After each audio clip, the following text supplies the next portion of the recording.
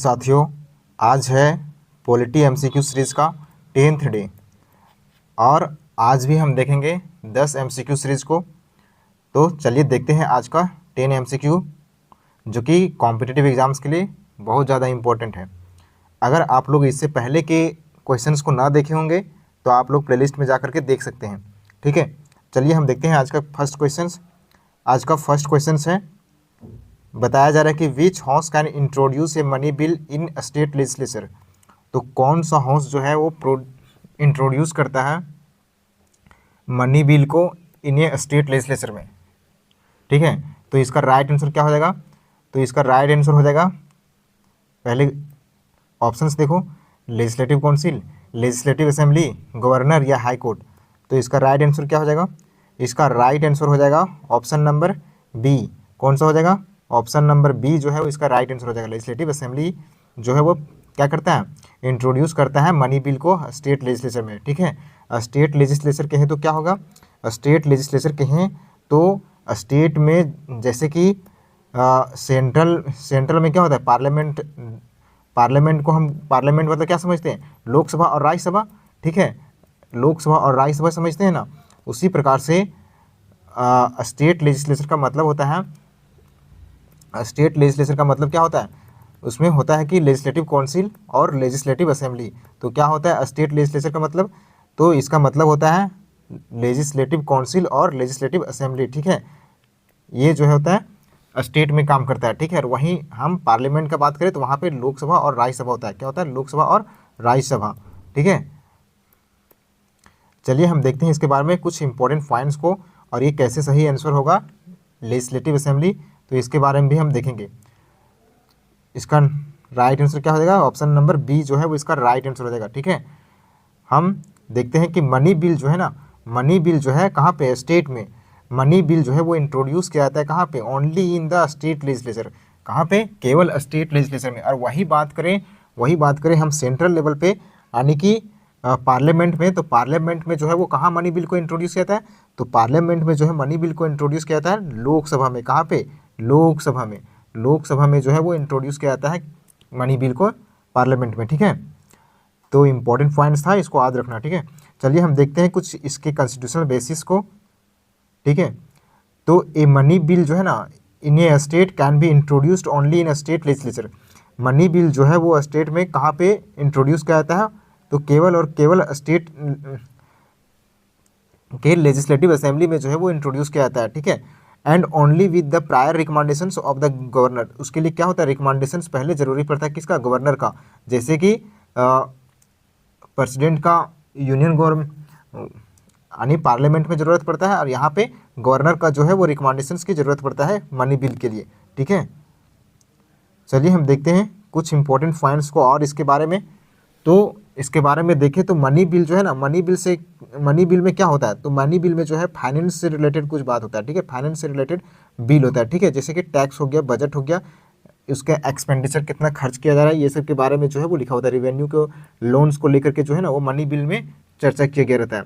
ठीक है, और बताया जा रहा है कि only lower house legislative assembly को क्या कहा जाता है? तो लोअर हाउस कहा जाता है, इसको लोअर हाउस कहा जाता है। ठीक है, लेजिस्लेटिव असेंबली को लोअर हाउस कहा जाता है। वैसे ही लोकसभा को क्या कहा जाता है? लोअर हाउस या अपर हाउस? आप लोग बताओ कमेंट बॉक्स में। ठीक है, lower house has the power to introduce it. तो यानी लेजिस्लेटिव असेंबली के पास पावर होता है कि मनी बिल को इंट्रोड्यूस करे। ठीक है, लेजिस्लेटिव काउंसिल जो है वो कैनोट इंट्रोड्यूस, उसके पास कोई पावर नहीं होता है, और ना ही रिजेक्ट करने का पावर होता है। ठीक है, ओनली रिकमांड चेंजेस, कल चेंज के बारे में बता सकता है, मतलब इसको माने या ना माने ये लेजिस्लेटिव असेंबली की ही जानेगा। ठीक है, गवर्नर जो है क्या करता है? Governor recommendations is mandatory. Governor का जो रिकमेंडेशन जो होता है ना वो मैंडेटरी होता है। ठीक है, चलिए हम देखते हैं कुछ और पॉइंट्स को देख लेते हैं ताकि एग्जाम में क्वेश्चन ना छूटे। ठीक है, तो लेजिस्लेटिव काउंसिल के बारे में हम देख लेते हैं क्या होता है। ये अपर हाउस होता है। क्या होता है? अपर हाउस होता है। लेकिन एक बात ध्यान रखना कि लेजिस्लेटिव काउंसिल जो है वो सारे स्टेट में नहीं है। भारत के जितने भी स्टेट है उसमें सारे स्टेट में लेजिस्लेटिव काउंसिल नहीं है। आप लोग बताओ कि भारत में कितने स्टेट है और कितने राज्य, कितने यूटी है? ठीक है, कितने स्टेट हैं और कितने यूटी है, सो बताओ। और जब जब संविधान बना था तब कितने स्टेट थे, तब भारत में कितने स्टेट थे इसको बताओ। ठीक है, तो लेजिस्लेटिव काउंसिल को बोलते हैं अपर हाउस। ठीक है, कैनोट इंट्रोड्यूस मनी बिल्स, ये इंट्रोड्यूस नहीं करता है क्या मनी बिल को। ठीक है, काइंड ओनली डिले, केवल ये क्या करता है 14 दिन के लिए जो है ना वो गिव रिकमेंडेशंस, मतलब रिकमेंडे केवल जो है वो 14 दिन के लिए ये रिकमेंडेशंस को लेकर के डिले कर सकता है। ठीक है, इसके बाद इसको जो है वो लेजिस्लेटिव असेंबली में जो है भेजना पड़ता है। ठीक है, चलिए हम देखते हैं लेजिस्लेटिव असेंबली के बारे में। तो इसको क्या कहा जाता है, इसको कहा जाता है लेजिस्लेटिव, इसको लोअर हाउस कहा जाता है, इसको लोअर हाउस कहा जाता है। और ये क्या होते हैं, डायरेक्टली इलेक्टेड होते हैं। ये जो होते हैं वो क्या डायरेक्टली पीपल के द्वारा जो है इलेक्टेड होते हैं, जो कि लेजिस्लेटिव काउंसिल जो है वो डायरेक्टली इलेक्टेड नहीं होते। लेजिस्लेटिव काउंसिल डायरेक्टली इलेक्टेड नहीं होते, लेजिस्लेटिव असेंबली डायरेक्टली इलेक्टेड होते हैं पीपल के द्वारा। जो जनता डायरेक्ट चुनाव लड़के है ना जिसको बनाती है, एमएलए बनाती है, उसको हम क्या कहते हैं, लेजिस्लेटिव असेंबली कहते हैं। ठीक है, लेजिस्लेटिव असेंबली के मेंबर कहते हैं। Only house with power to introduce money bill, केवल और केवल इस हाउस के पास जो है वो पावर होता है मनी बिल को इंट्रोड्यूस करने का। Financial control of the state lies here, यहाँ पे क्या होता है, फाइनेंशियल कंट्रोल जो है वो लाइज करता है इस असेंबली में। ठीक है, चलिए हम देखते हैं आज का नेक्स्ट क्वेश्चन बताया जा रहा है कि मैक्सिमम स्ट्रेंथ, मैक्सिमम पीरियड जो है, maximum period of president rule का क्या होता है। अगर कोई स्टेट में प्रेसिडेंट रूल लग रहा है तो उसका मैक्सिमम पीरियड क्या होता है, सो बताओ। किसी स्टेट में अगर प्रेसिडेंट रूल लग रहा है तो उसका मैक्सिमम पीरियड होता होगा ना, 1 साल, 2 साल, 3 साल, 5 साल, क्या होता है, सो बताओ। इसका मैक्सिमम स्ट्रेंथ जो होता है, मैक्सिमम पीरियड जो होता है वो कितना होता है। तो इसका राइट आंसर हो जाएगा option number C. Option number C जो है इसका राइट आंसर हो जाएगा। ठीक है, चलिए हम देखते हैं नेक्स्ट। तो ऑप्शन नंबर सी जो है वो राइट आंसर हो जाएगा। हमारे कॉन्स्टिट्यूशनल बेसिस क्या है, तो इसके बारे में हम आर्टिकल 356 में क्या देखते हैं, 356 में बताया जाता है कि अगर कोई स्टेट जो है वो सेंट्रल लॉ को नहीं मान रही है तो वहाँ पे क्या इम्प्लीमेंट किया जा सकता है, प्रेसिडेंट रूल को इम्प्लीमेंट किया जा सकता है। ठीक है, किसके तहत, 356 के तहत। तो यही बताया जा रहा है ना कि यहाँ पे जो है प्रेसिडेंट रूल जो है वो किसी स्टेट में कितने साल के लिए लगाया जा सकता है, तो 3 साल के लिए लगाया जा सकता है। और कब लगाया जा सकता है, तो देखो यहाँ पे president rule state emergency is imposed when there is failure to constitutional machinery in a state. अगर कोई स्टेट जो है जो यूनियन गवर्नमेंट्स के द्वारा जो कानून बनाया जाता है, अगर उस कानून के नहीं मान रही हम, ठीक है, तो वहाँ पे अगर प्रेसिडेंट चाहे तो वहाँ पे इम्प्लीमेंट कर सकती है प्रेसिडेंट रूल को। ठीक है, चलिए हम देखते हैं इसके बारे में कुछ और इम्पोर्टेंट पॉइंट्स को देख लेते हैं। तो इसका ड्यूरेशंस क्या होता है, फर्स्ट टाइम जो है ना, फर्स्ट टाइम अगर प्रेसिडेंट लगाती है प्रेसिडेंट रूल को किसी स्टेट में, तो वो 6 मंथ के लिए होता है। कितना, 6 मंथ के लिए। लेकिन एक्सटेंशन किया जा सकता है, इसको बढ़ाया जा सकता है विथ पार्लियामेंट्स अप्रूवल। पार्लियामेंट्स के अप्रूवल के बाद जो है ना उस टाइम को जो है वो 6 मंथ्स के लिए फिर एक्सपेंड किया जा सकता है। अगर चाहेगी उसको 6 मंथ्स के लिए फिर एक्सपेंड करना, तो 6 मंथ्स के लिए फिर जो है वो एक्सपेंड किया जा सकता है विद द पार्लियामेंट्स अप्रूवल। ठीक है, लेकिन इस पार्लियामेंट्स अप्रूवल के बाद जो है वो 6 मंथ्स के लिए फिर एक्सपेंड किया जा सकता है। ठीक है, और उस तरह से 3 साल के लिए जो है प्रेसिडेंट रूल जो है वो किसी स्टेट में इम्पोज किया जा सकता है। ठीक है, और हम देखते हैं थर्ड पॉइंट में बताया जा रहा है कि मैक्सिमम नॉर्मल लिमिट जो है वो कितना होता है, 3 साल का होता है। ठीक है, 3 साल के लिए लगाया जा सकता है। चलिए आज का थर्ड क्वेश्चन देखते हैं।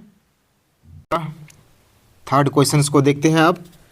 तो थर्ड क्वेश्चन में बताया जा रहा है कि term of a member of legislative council, Vidhan Sabha का जो टर्म होता है वो कितना साल का होता है। लेजिस्लेटिव काउंसिल बोले तो लेजिस्लेटिव काउंसिल जैसे कि पार्लियामेंट का 2 सदन होता है। कौन कौन सा सदन होता है, तो एक लोकसभा और एक राज्यसभा। ठीक है, तो इसको क्या बोलते हैं, पार्लियामेंट बोलते हैं ये दोनों को मिला के। ठीक है, उसी तरह स्टेट में जो है वो लेजिस्लेटिव काउंसिल होता है और एक लेजिस्लेटिव असेंबली होता है। क्या होता है, एक लेजिस्लेटिव काउंसिल होता है और एक लेजिस्लेटिव असेंबली होता है। जिस तरह से इसको बोलते हैं हम स्टेट लेजिस्लेचर, ठीक है। तो चलिए हम देखते हैं लेजिस्लेटिव काउंसिल का जो है ना वो टर्म कितना साल का होता है। इसका टर्म जो होता है ना वो कितने साल का होता है, जितना टर्म राज्यसभा का होता है ना, जितना टर्म राज्यसभा का होता है, जितना टर्म राज्यसभा का होता है उतना ही टर्म जो है वो लेजिस्लेटिव काउंसिल का होता है। तो राज्यसभा का टर्म कितना साल का होता है, 6 साल का। तो इसका भी कितना होगा, 6 साल का। कितना होगा, 6 साल का, ठीक है। तो ऑप्शन नंबर डी जो है वो राइट आंसर हो जाएगा, ठीक है। और वही बोलता कि लेजिस्लेटिव असेंबली का टर्म जो है, लेजिस्लेटिव असेंबली का बात करता, तो लेजिस्लेटिव असेंबली का कंपैरिजन हम करते हैं किससे, लोकसभा से। किससे करते हैं, लोकसभा से। और लोकसभा का टर्म कितना साल का होता है, 5 साल का। तो अगर यहाँ लिखा रहता लेजिस्लेटिव असेंबली तो उसका टर्म हो जाता 5 साल का। कितना, 5 साल का। और एक बात और जान लो कि लेजिस्लेटिव काउंसिल जो है ना वो भी इनडायरेक्टली इलेक्टेड होता है। इनडायरेक्टली इलेक्टेड यानी जनता इसको चुनती नहीं है डायरेक्ट, ठीक है। और वहीं राज्यसभा को भी देखेंगे तो वो भी इनडायरेक्टली होता है। और वही हम देखेंगे लोकसभा को तो वो ये डायरेक्टली इलेक्टेड होता है, जबकि लेजिस्लेटिव असेंबली भी जो है वो डायरेक्टली इलेक्टेड होता है, ठीक है। तो इस तरह का जो है वो सिमिलरिटी जो है वो इन दोनों के बीच में है, ठीक है। चलिए हम देखते हैं। तो इसका राइट आंसर हो जाएगा डी, 6 ईयर्स, ठीक है। हमारे संविधान में बताया गया है आर्टिकल 172 के 2 में और 171 में क्या बताया गया है, तो लेजिस्लेटिव काउंसिल जो है वो क्या होता है, एक परमानेंट हाउस होता है। क्या होता है, परमानेंट हाउस होता है legislative council. Legislative council permanent house होता है, जबकि लेजिस्लेटिव असेंबली जो है वो क्या होता है, इसको डिसॉल्व किया जा सकता है। ये नॉन परमानेंट हाउस होता है, ठीक है। It can not be dissolve, इसको डिसॉल्व नहीं किया जा सकता है। मेंबर्स जो होता है वो 6 साल के लिए होते हैं। कितना, मेंबर्स जो होते हैं वो 6 साल के लिए होते हैं। और इसमें भी जो मेंबर्स होते हैं ना, जिस तरीके से राज्यसभा के होते हैं मेंबर्स, उसी तरीके से यहाँ भी देखो 1/3 मेंबर्स जो है ना वो रिटायर होते हैं एवरी 2 ईयर्स। 1/3 मेंबर्स जो होते हैं वो एवरी 2 ईयर्स जो है वो रिटायर होते हैं। कहाँ से, लेजिस्लेटिव काउंसिल से, ठीक है। चलिए हम देखते हैं कुछ इंपॉर्टेंट एग्जांपल्स को देख लेते हैं कि जैसे कि एग्जांपल्स में हम देखें 1/3 मेंबर्स कहने का तात्पर्य क्या समझे। तो 1/3 मेंबर्स कहें तो मान लो कि एक लेजिस्लेटिव काउंसिल में 300 मेंबर है। कितना है, 300 मेंबर है। और 1/3 कहें तो 300 का डिवाइड कर दो, कितना से, 3 से डिवाइड कर दो तो कितना आ जाएगा, 100 आ जाएगा। यानी कि 100 मेंबर्स जो है ना वो क्या होते हैं, हर साल जो है ना एवरी 2 ईयर्स में जो है वो रिटायर होते हैं, एवरी 2 ईयर्स में रिटायर होते हैं, ठीक है। Total members in legislative council, total members कितना होता है, तो इसका कोई फिक्स डाटा नहीं है, ठीक है। There is no fix number of members, कोई फिक्स नंबर्स नहीं होता है of all states. The number depends on the size of legislative assembly, ठीक है। तो ये डिपेंड करता है कि लेजिस्लेटिव असेंबली का जो है साइज़ कितना है, वहाँ के मेंबर्स कितना है, ठीक है। हाँ, लेकिन मिनिमम स्ट्रेंथ एक बताया गया है कि मिनिमम स्ट्रेंथ कम से कम जो है वो 40 मेंबर रहना ही चाहिए। मिनिमम स्ट्रेंथ कितना बताया जा रहा है, तो 40 मेंबर्स, ठीक है। देखो कुछ इंपॉर्टेंट पॉइंट्स अगर देखना चाहते हो तो इसको देख सकते हो कि अभी जो है वो लेजिस्लेटिव काउंसिल जो है वो किस स्टेट में, हमारे देश में 6 स्टेट ऐसे हैं जहाँ पे लेजिस्लेटिव काउंसिल है। तो इन 6 स्टेट में जो है ना वो लेजिस्लेटिव काउंसिल कितना है ये बताया गया है, ठीक है। अगर आप लोग ये नहीं जानते होगे कि लेजिस्लेटिव काउंसिल जो 6 स्टेट में ही क्यों है, तो आप लोग पीछे के वीडियो में देखो, पीछे के वीडियो में हम बहुत अच्छे से समझाए हैं, ठीक है। अभी हम देखते हैं कि देख सकते हो कि यहाँ पे आंध्र प्रदेश में जो है ना वो टोटल मेंबर्स जो हैं वो 58 है। कितना, 58। जो कि बात करें बिहार का तो 75, और कर्नाटक का बात करें तो भी 75, ठीक है। महाराष्ट्र का बात करें तो 78, तेलंगाना का बात करें तो 40, और उत्तर प्रदेश का तो 100 जो है यहाँ पे लेजिस्लेटिव काउंसिल के मेंबर हैं, ठीक है। तो इसमें देख लो कि सबसे कम कहाँ पे है, तो सबसे कम जो है वो तेलंगाना में है। कहाँ पे है, तेलंगाना में 40, ठीक है। और सबसे ज़्यादा यूपी में, ओके। चलिए हम देखते हैं, देख सकते हैं कि कौन कौन से स्टेट में जो है वो लेजिस्लेटिव काउंसिल है। अभी जो फिलहाल जो है वो लेजिस्लेटिव काउंसिल इन स्टेट में है। अगर देखना चाहते हो तो देख सकते हो पीछे के वीडियो में जा करके कि हम बताए हैं कि लेजिस्लेटिव काउंसिल जो है वो 6 स्टेट में ही क्यों है, ठीक है। तो बिहार, महाराष्ट्र आंध्र प्रदेश, कर्नाटक, तेलंगाना और यूपी में जो है वो क्या है, लेजिस्लेटिव काउंसिल है, यानी कि विधान परिषद है। ओके, चलिए हम देखते हैं आज का नेक्स्ट क्वेश्चन। नेक्स्ट क्वेश्चन में बताया जा रहा है कि governor addresses the state legislature under which article. Governor जो है वो एड्रेस करता है, गवर्नर एड्रेस करता है किस आर्टिकल के तहत, किसको, स्टेट लेजिस्लेचर को। स्टेट लेजिस्लेचर कहे तो लेजिस्लेटिव काउंसिल और लेजिस्लेटिव असेंबली को जो है वो किस आर्टिकल के तहत एड्रेस करता है। एक बताओ, अगर नहीं समझ में आ रहा होगा तो एक पॉइंट सा ध्यान रखो, यहाँ पे प्रेसिडेंट भी लिखा रहता ना, अगर गवर्नर की जगह पे प्रेसिडेंट लिखा रहता, गवर्नर की जगह पे प्रेसिडेंट लिखा रहता, और वो भी जो है ना वो एड्रेस करती है किसको, लोकसभा और राज्यसभा को, लोकसभा और राज्यसभा को जो है वो एड्रेस करती है किस आर्टिकल के तहत, ये भी अभी बताएंगे, ठीक है, यही बताएंगे। प्रेसिडेंट एड्रेस करती है, ये करना क्यों जरूरी होता है ये भी बताएंगे, ठीक है। तो इसका आंसर जान लो, इसका आंसर हो जाएगा ऑप्शन नंबर बी। कौन सा हो जाएगा, ऑप्शन नंबर बी जो है राइट आंसर हो जाएगा। 126 आर्टिकल के तहत जो है वो गवर्नर जो है वो एड्रेस करती है स्टेट लेजिस्लेचर के, ठीक है। चलिए हम देखते हैं इसके बारे में कुछ इंपॉर्टेंट पॉइंट्स को देख लेते हैं। तो ऑप्शन नंबर बी जो है वो राइट आंसर हो जाएगा 126 आर्टिकल के तहत, ठीक है। हमारे संविधान में क्या बताया गया है सो देखते हैं।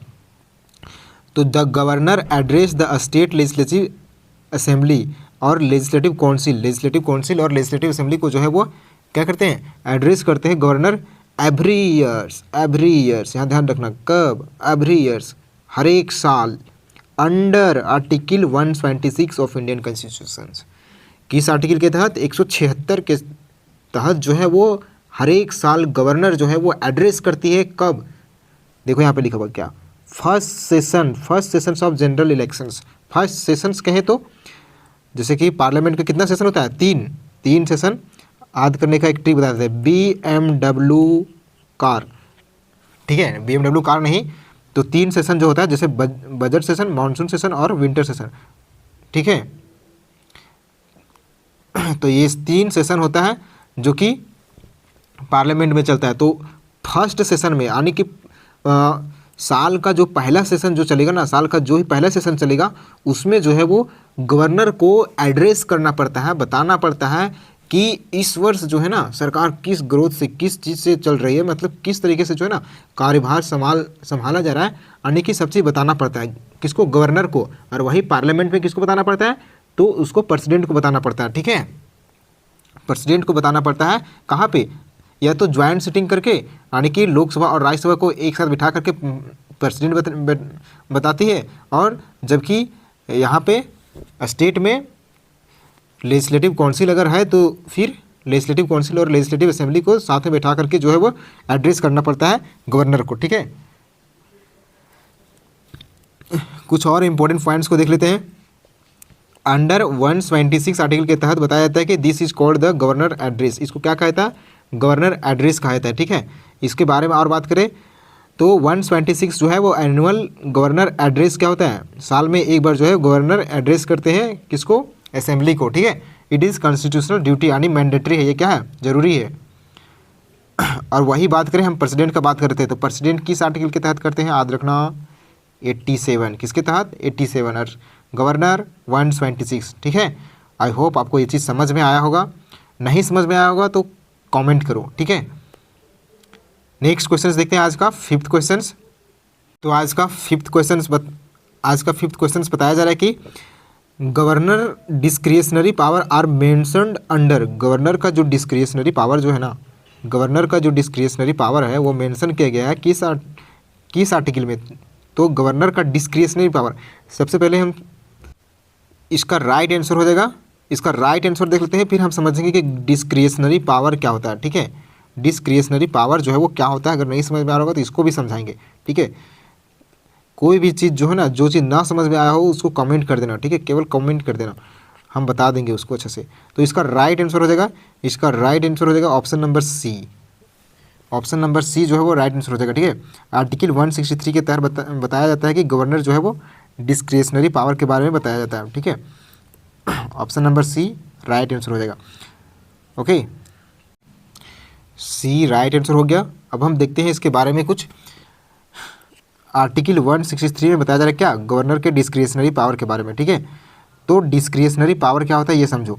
तो डिस्क्रिशनरी पावर जो होता है the power to make a decision independently, यानी कि जो वैसा पावर जिसको स्वतंत्र रूप से लिया जा सके, जो पावर स्वतंत्र रूप से यूजिंग वंस ऑन जजमेंट, अपने जजमेंट्स के अनुसार, without having follow any advice, किसी की एडवाइस की ज़रूरत जो है वो नहीं पड़ता है, उसको हम क्या कहते हैं, डिस्क्रिशनरी पावर। नहीं समझ में आया होगा तो एग्जाम्पल के तहत समझते हैं, एग्जाम्पल के तहत समझते हैं, समझ में नहीं आएगा तब तक समझाएंगे, खाली कमेंट कर देना।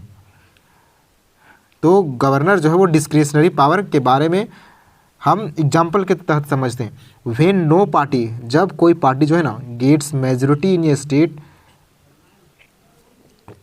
जब कोई नो पार्टी जो है ना, कोई भी पार्टी जो है वो मेजोरिटी को लूज कर देती है ना, तो मेजोरिटी को लूज कर देती है तो उसका पावर जो है वो स्टेट में किसके पास चला जाता है, स्टेट में जो है वो किसके पास इसका पावर चला जाता है, गवर्नर के पास। गवर्नर के पास जो है वो सीएम के बाद मतलब हेड ऑफ द स्टेट कौन होता है, head of the state, governor. तो अगर सीएम का मान के चलो कि नो मेजोरिटी, यानी कि नो कॉन्फिडेंस मोशन पास हो गया, ठीक है, वहाँ पे तो फिर क्या होगा, उसका पावर जो है ना वो गवर्नर के पास चला जाएगा उस चीज़ का, ठीक है। तो गवर्नर जो है ना वो इंडिपेंडेंटली रूप से, यानी अपने आप स्वतंत्र रूप से जो है ना वो क्या कर सकती है, गवर्नर डिसाइड कर सकती है, गवर्नर डिसाइड कर सकती है who can form the governments, किसको जो है वो सरकार बनाया जाए, ये डिसाइड कर सकती है। और अगर ऐसा नहीं होना, संभावना ऐसा नहीं बना, अगर गवर्नर ऐसा ना बना पाई तो वहाँ पे प्रेसिडेंट रूल इम्प्लीमेंट किया जा सकता है। क्या किया जा सकता है, प्रेसिडेंट रूल इम्प्लीमेंट किया जा सकता है उस स्टेट में। अगर सरकार मेजोरिटी को लूज कर दे तो उस वहाँ पे प्रेसिडेंट रूल इम्प्लीमेंट किया जा सकता है। इसी को कहते हैं हम डिस्क्रिशनरी पावर, यानी कि मतलब पावर का जो है ना अथक रूप से यूज करना, किसके द्वारा, गवर्नर के द्वारा, ठीक है। आई होप आपको समझ में आया होगा कि डिस्क्रिशनरी पावर जो है वो क्या होता है, डिस्क्रिशनरी पावर क्या होता है, क्या होता है, यानी कि इंडिपेंडेंटली रूप से अपना गवर्नर जो है ना खुद से जो है वो कुछ भी मतलब कुछ किसी को सरकार बनाने का जो है ना वो क्षमता रखती है, ठीक है, बट कॉन्स्टिट्यूशंस के दरमियान में रह करके, ठीक है। और ऐसा ना हुआ तो वहाँ पे प्रेसिडेंट रूल को इम्प्लीमेंट किया जा सकता है। ओके, चलिए हम देखते हैं मीनिंग। यहाँ पे देखो एक टर्म आया है, मीनिंग ऑफ हंग कर्म, एक टर्म यहाँ पे लिया गया है, हंग असेंबली, ठीक है। हंग असेंबली एक टर्म आया है, तो हंग असेंबली का मतलब क्या होता है ये समझ लो, बहुत ज़रूरी है। हंग असेंबली जो होता है ना, क्या होता है, वही बात जो हमने समझाया ना वही बात होता है। ये हंग असेंबली जो है ना, hung assembly is a situations where no political party जो है ना, कोई पॉलिटिकल पार्टी जो है वो, और कोलिजन मतलब एक से अधिक पार्टियाँ जो है वो मिल करके अगर सरकार बनाने के काबिल नहीं है तो उसे हम कहते हैं कोलिजन, ठीक है। कोलिजन गवर्नमेंट्स अगर बना ली तब कहते हैं, ठीक है। Gets the require majority to form the governments in the legislative assembly. अगर कोई पॉलिटिकल पार्टी मतलब या तो कोलिजन मतलब कोई दो या दो से अधिक पार्टी मिल करके अगर सरकार बनाने के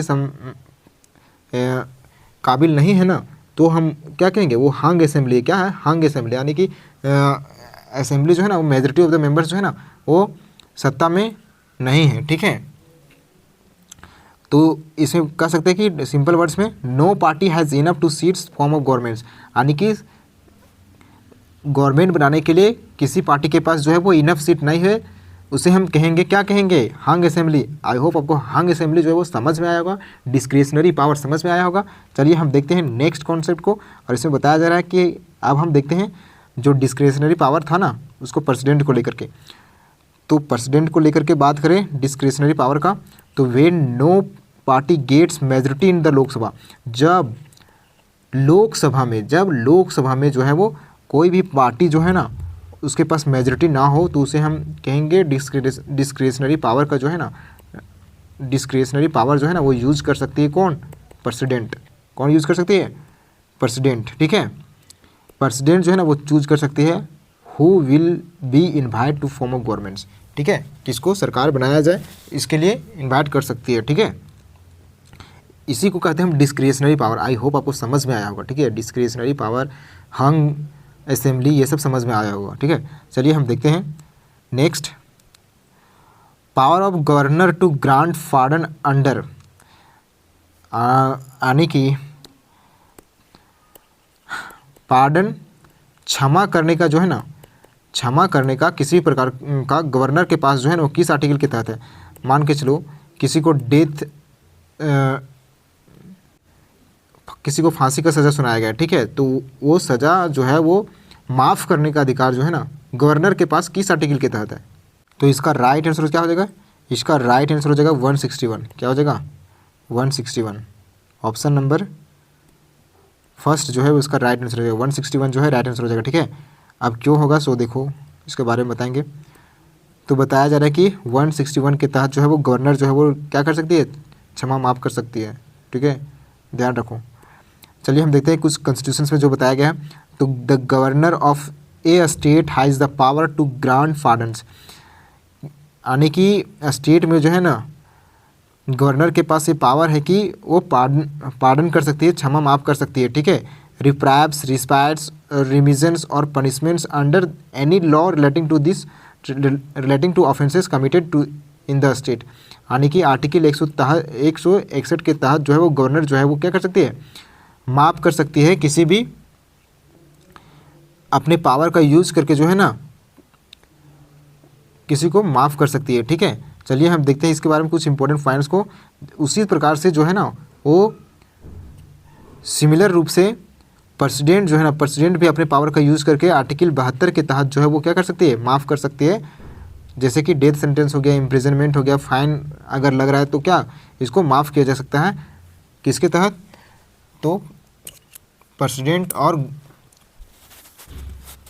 गवर्नर जो है वो माफ़ कर सकते हैं, ठीक है।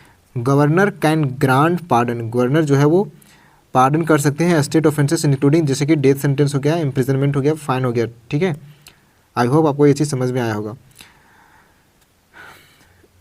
क्वेश्चन नंबर 7 में बताया जाएगा कि which article deals with state legislature, कौन सा आर्टिकल जो है वो डील करता है स्टेट लेजिस्लेचर के बारे में, ठीक है। तो इसका राइट आंसर क्या हो जाएगा, इसका राइट आंसर हो जाएगा ऑप्शन नंबर ए। इसका राइट आंसर क्या हो जाएगा, ऑप्शन नंबर ए जो है वो राइट आंसर हो जाएगा, ऑप्शन नंबर ए। आर्टिकल 168 के तहत, किसके तहत, आर्टिकल 168 के तहत जो है वो स्टेट लेजिस्लेचर के बारे में बताया गया। इसमें क्या बताया गया, तो आर्टिकल 168 में बताया गया कॉन्स्टिट्यूशन जो है प्रोवाइड्स करता है स्टेट लेजिस्लेचर के बारे में, विच में consist the governor and the legislative assembly alone और the assembly and legislative council, यानी कि लेजिस्लेटिव काउंसिल और लेजिस्लेटिव असेंबली के बारे में जो है ना वो ये बताया गया है किसमें, आर्टिकल 168 में, ठीक है। जैसे देख सकते हो कितने स्टेट में लेजिस्लेटिव काउंसिल है, ठीक है, 6 स्टेट में है, तो इसको देख सकते हो, ठीक है। चलिए हम देखते हैं आज का नेक्स्ट क्वेश्चन। नेक्स्ट क्वेश्चन में बताया जा रहा है कि nominated members of Rajya Sabha, nominated members of Rajya Sabha are selected by, nominated members of Rajya Sabha are selected by. तो नॉमिनेटेड मेंबर्स ऑफ राज्यसभा जो होते हैं ना, राज्यसभा में जो मेंबर्स नॉमिनेट किए जाते हैं, कितने मेंबर्स नॉमिनेट किए जाते हैं बताओ, कितने मेंबर्स जो है वो नॉमिनेट किए जाते हैं, जो कि एक्सटर्नल सेक्टर से रहते हैं, मतलब कुछ एक्सपीरियंस के थ्रू कुछ अलग अलग सेक्टर से जो है ना वो प्रेसिडेंट जो है वो नॉमिनेट करते हैं। तो वो जो नॉमिनेट किया जाता है वो कितने मेंबर रहते हैं, 12 मेंबर जो है वो नॉमिनेट किए जाते हैं, ठीक है। Nominated members of Rajya Sabha are selected by किसके द्वारा किया जाता है, तो इसका राइट आंसर हम बता चुके हैं, क्या बताएं, इसका राइट आंसर जो है वो ऑप्शन नंबर बी सी, ठीक है, प्रेसिडेंट, ठीक है। चलिए हम देखते हैं ऑप्शन नंबर सी जो है वो कैसे सही होगा। तो ऑप्शन नंबर सी जो है वो सही हो जाएगा।